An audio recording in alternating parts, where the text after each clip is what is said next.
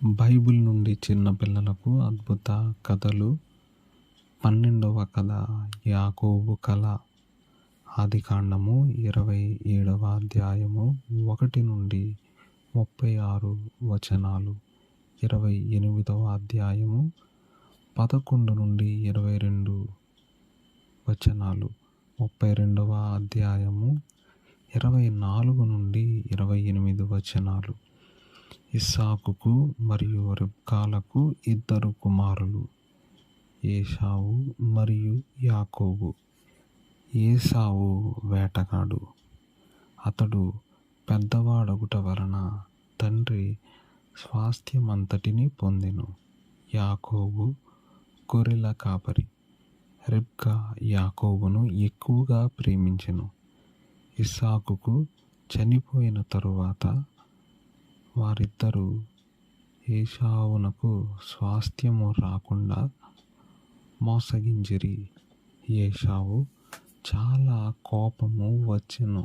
అందువలన యాకోబు తన ప్రాణరక్షణకై కానాను నుండి పారిపోయెను.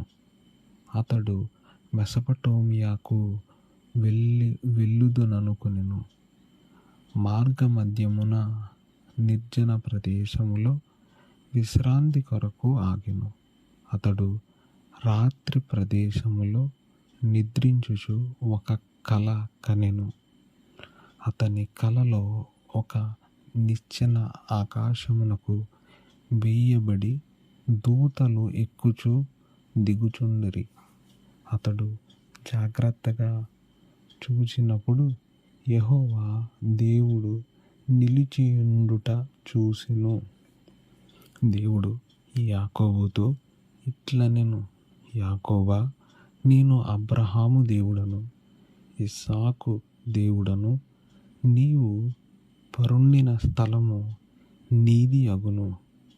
నేను ఏర్పరచుకొనిన వారిలో నీవు ఒకడవు. నీ సంతానము భూమి మీద ఇసుక రేణువులంత అభివృద్ధి నొందును. యాకోబు మేల్కొని సంతోషించెను. ఇది నిశ్చయముగా పరిశుద్ధ స్థలమని అతడనుకొనెను. తాను నిద్రించిన రాతిపై నూనె పోసి బేతేలు అను పేరు పెట్టెను.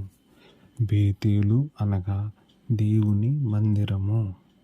అటు తరువాత తన తండ్రుల దేవుడు తనకు తోడైయుండి తనను కాపాడిన నా దేవునిగా అంగీకరింతునని ప్రమాణము చేసెను. ఆ తరువాత యాకోబు తన తల్లి వైపు కుటుంబములతో జీవించెను.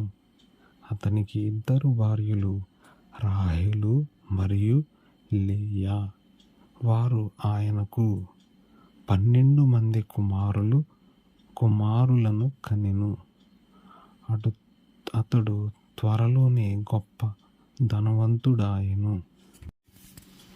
చాలా సంవత్సరముల తరువాత యాకోబు కానాను దేశమునకు తిరిగి రాతలంచెను కనుక తన కుటుంబమంతటితో ప్రయాణము ప్రారంభించెను.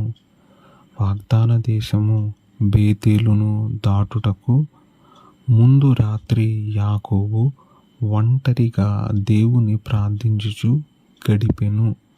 అకస్మాత్తుగా ఒక వ్యక్తి తనతో పెనుగులాడుట ప్రారంభించెను.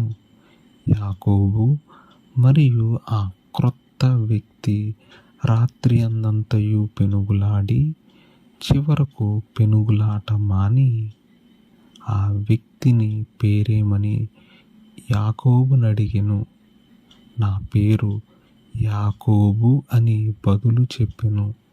ఇప్పటి నుండి నీవు ఇశ్రాయేలు అని పిలువబడుదువు అని ఆ వ్యక్తి చెప్పెను.